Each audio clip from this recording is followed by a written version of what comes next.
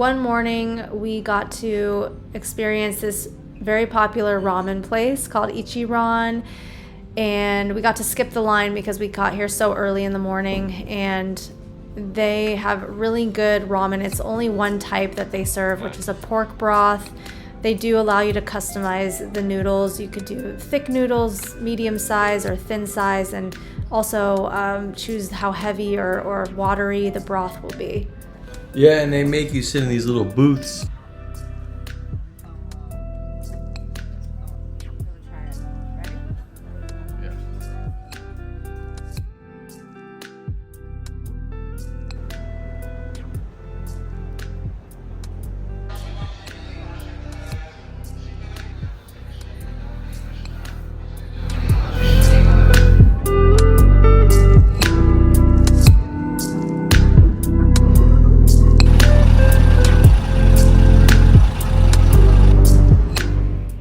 Our next trip was in Hakone, and it was very green and lush. We were surrounded by mountains and this beautiful lake. This is where we stayed. And it was a really nice hotel. It was like one of the nicest hotels I've ever stayed at. And they had this infinity like waterfall. It wasn't a pool, we couldn't go in it, but the lake is right behind us. And they had a lot of good food. This is not at the hotel, this is just at a random restaurant, but the hotel had a lot of good food and included breakfast and lunch. And this is the lake, it's called Lake Ashi. And Hakone and Lake Ashi both kind of remind me of like a Japanese version of Lake Tahoe.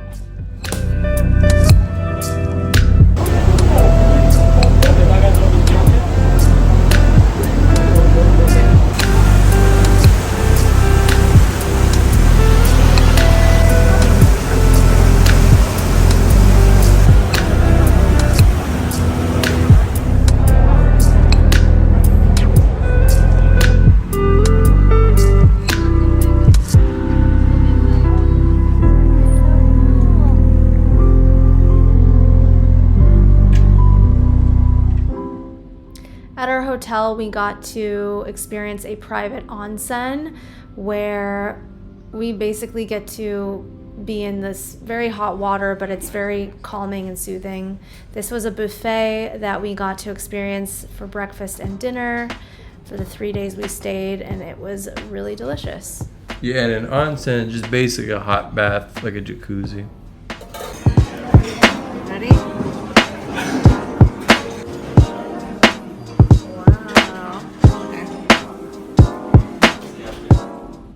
We were very lucky. On a clear afternoon, we got to see Mount Fuji, and only a few hours later, it got too cloudy to see Mount Fuji, and you wouldn't even know it was there. So it was really good timing for us. Yeah, and for the rest of the trip, we didn't see Mount Fuji, but I'm sure it was still there. This is the Hakone Venetian Glass Museum. Oh, and that area was where like the hot springs or hot stuff is. You can see it right behind on the top. And it's really smoky, and we decided not to do the gondola ride up there because I wanted to breathe. We ran into a very sweet man who made us an origami swan because we told him we were on our honeymoon, so he gave it to us for good luck.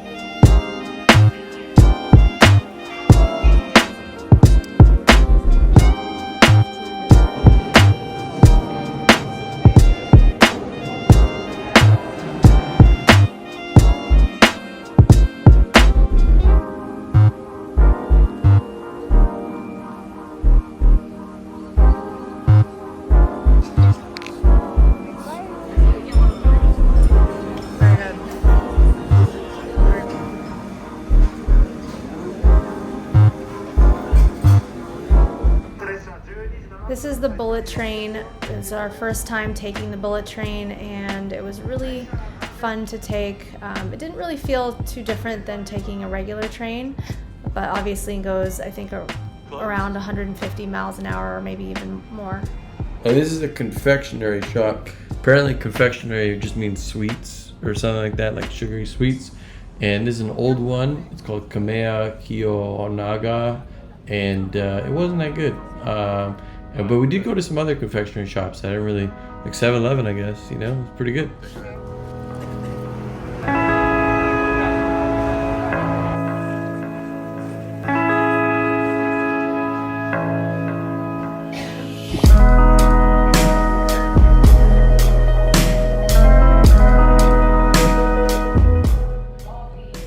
We went to the Samurai Museum and we learned a lot about the shoguns and the samurais and the ninjas. And they had guns. Samurais had guns back in the day, not just swords, but these guns. And they did definitely have swords, though, you know, or katanas or whatever. And they gave us like play ones, and they're pretty lightweight.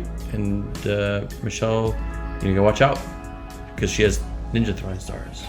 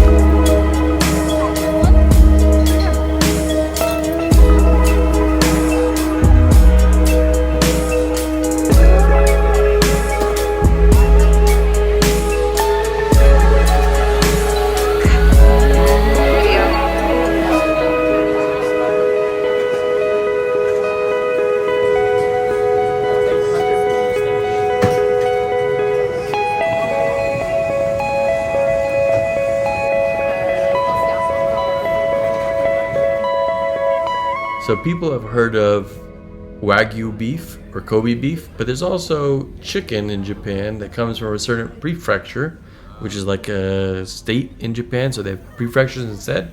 And they had a chicken from Aichi, which is their prefecture. It was really good.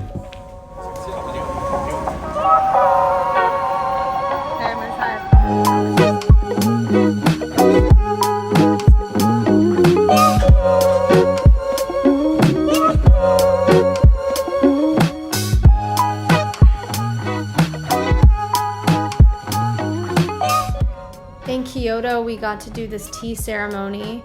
Not only did we do the ceremony, but we got to dress up in kimonos. They gave us these interesting toe socks, and they're like block sandals that we had to wear. And they had a whole team of women that dressed me up in these kimonos. I'm sure there was a team for Ruben too. And we had fun. It was a great time. A lot of people who got these kimonos got to wear them all day. It was a bit uncomfortable, so we didn't want to wear them the whole day.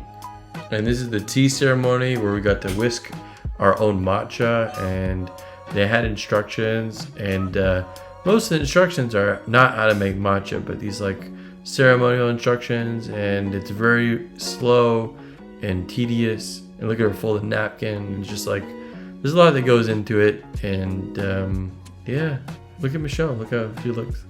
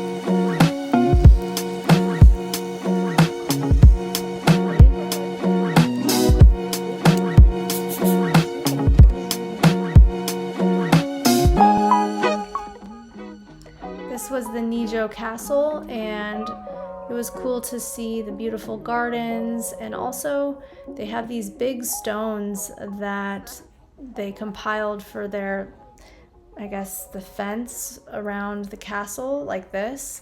And just imagining people carrying these big stones and, you know, putting them all together, it just must have taken so much manpower. It was very impressive. Go ahead.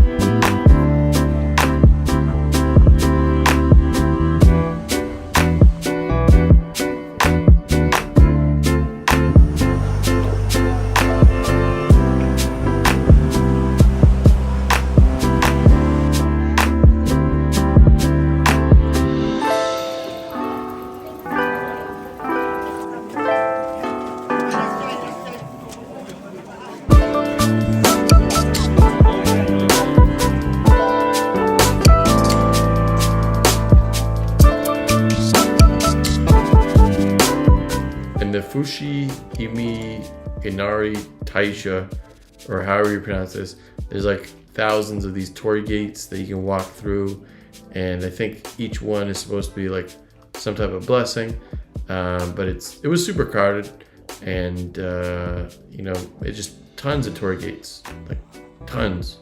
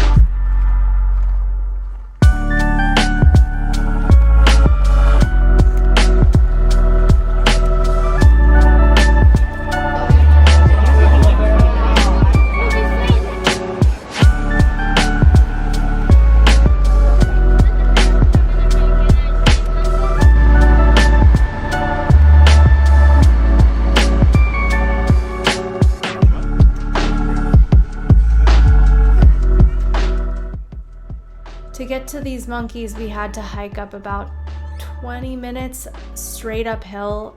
It was a pretty tough hike, but it was worth the adventure up there because the monkeys were very engaging, and it was cute to see the little baby one and how it interacted with the larger ones, and it was cute.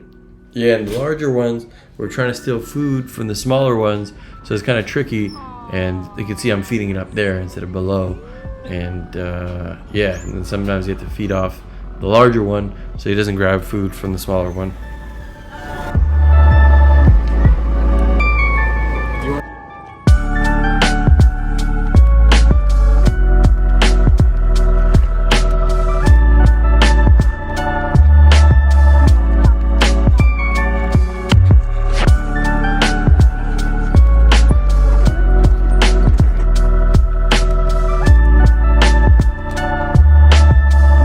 Kyoto.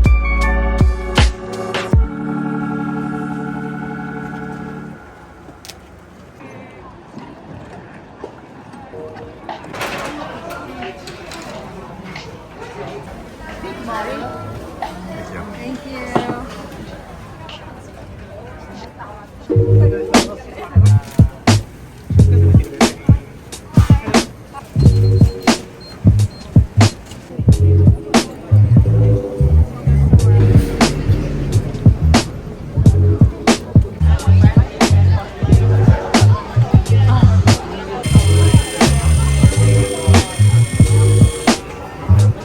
Arigato.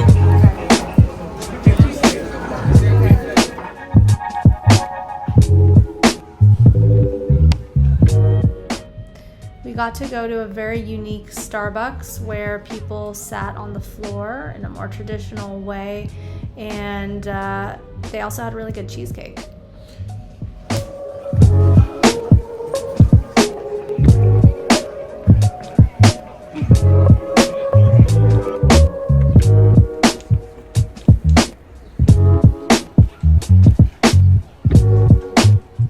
It's kind of become a tradition to try a McDonald's in every new country we go to. So they definitely had an interesting like teriyaki burger with some edamame on the side with corn.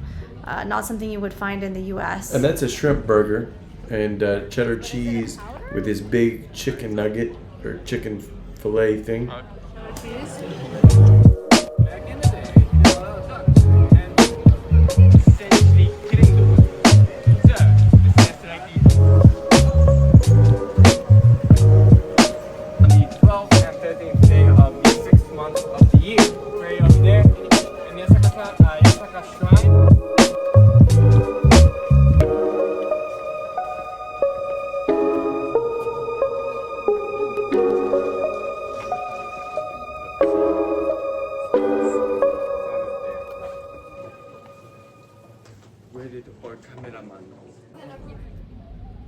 So that was part 2 of our Japan honeymoon, and thanks for watching.